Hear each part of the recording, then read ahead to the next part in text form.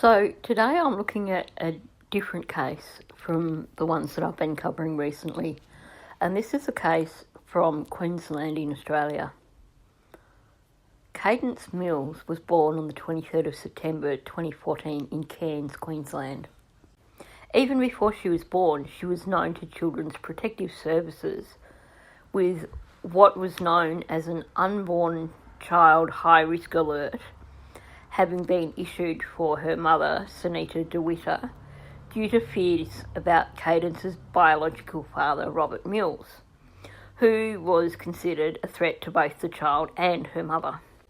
At around 5 weeks of age, Kaydence was removed from the custody of her mother and put into foster care, where she remained until shortly before her second birthday in September of 2016. At this point in time, she was given back to her mother. As part of the arrangements for DeWitter being allowed to resume custody for her daughter, there was what was called an Intervention with Parental Agreement, an IPA, put in place.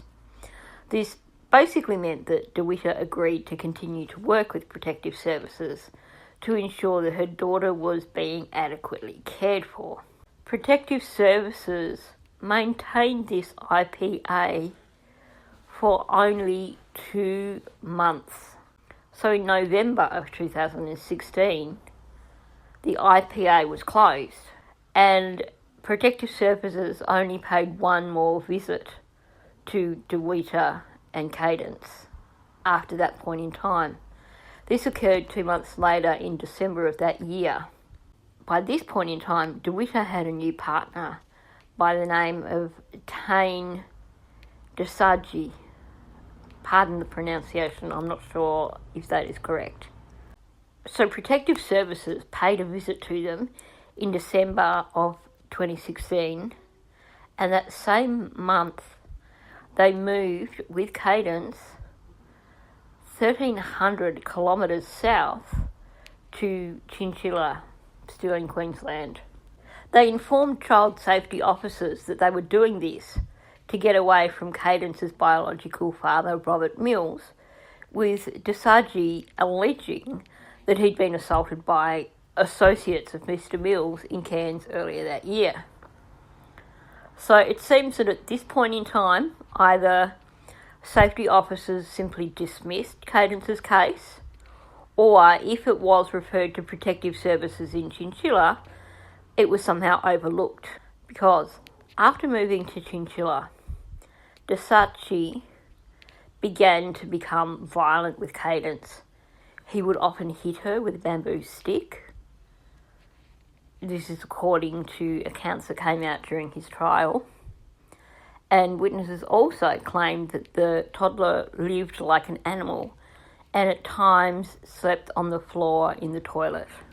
According to police, in 2017, so not long after they had moved to Chinchilla, sometime between February 16th and May 6th, Kaydence died as a result of violence from Desagi.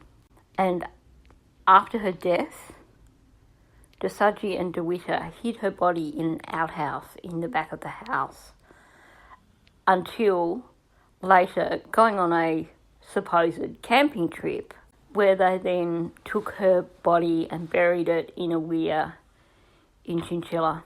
So for the next 2 years, DeWitter and Desagi hid her death from family and authorities. So they were telling the same lie but with different variations on the lie. So between 2017 and 2019, DeWitter told her father that the toddler was put in foster care. She told another family member that the child had been given to a neighbour. And according to a former child safety officer, they were told, they first learned about Kaydence's existence on the 5th of November 2018. So that is almost 2 years after they left their previous home. So the last visit they'd had from Protective Services was in December of 2016.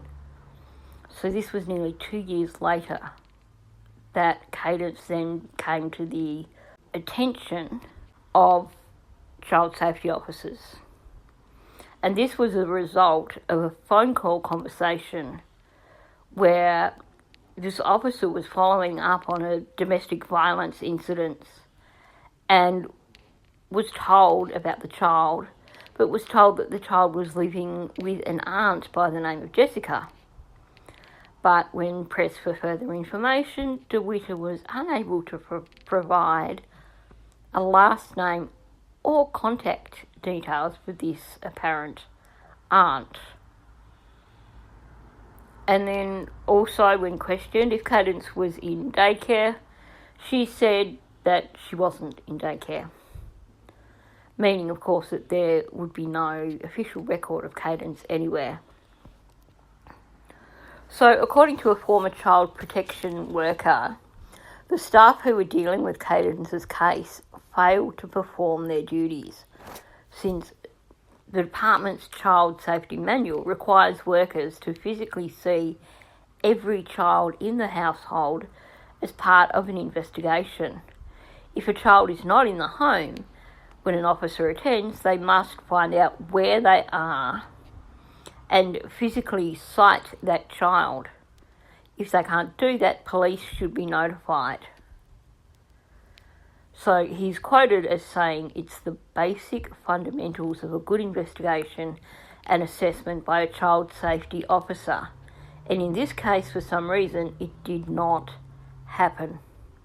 So 7 months before an investigation was actually finally launched into Kaydence's whereabouts in November of 2019, DeWitter disclosed to a nurse that she had a secret, if divulged, would see her lose her other children. And this was actually reported to Protective Services. However, they recorded it as a child concern report, which basically means that there were concerns, but they did not reach the threshold for an investigation. So Child Protection Services didn't actually act on the information that they'd been given. So then, of course, we have the investigation being launched by police 6 months after that into where Kaydence was, because it suddenly became apparent that this child was missing. So the department, of course, when pressed over why they didn't take any actions, are tight-lipped and state that legislation prevents us from commenting on individual cases. It would also be inappropriate to comment in advance of any coronial inquest that may happen in this case. If a child is known to child safety in the year prior to their death, a child death review process is undertaken by a specialist internal review team. An external review is then undertaken by the Independent Child Death Review Board attached to the Queensland Family and Child Commission. We are committed to continual improvement and doing all we can to meet the needs of Queensland's most vulnerable children, young people and their families, so as to prevent future harm and deaths where possible.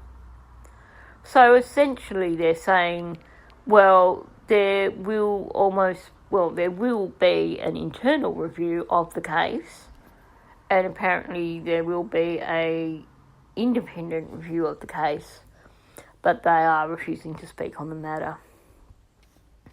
So in March of 2020, Kaydence's remains were found near the weir in Chinchilla, and the same month, DeSucchi and DeWitter were arrested over her death. So in September of this year, Tane DeSucchi was sentenced to a minimum of 22 years in prison for torturing Kaydence and being responsible for her death, with the judge describing him as cruel, unrepentant and cold-hearted. DeWitter was acquitted of murder and torture, but pleaded guilty to 2 counts of interfering with a corpse because of her assistance with moving her child's body. Kaydence's former foster parents are now calling for an investigation into Child Protective Services, saying that they believe that if changes aren't made, then this type of situation will happen again.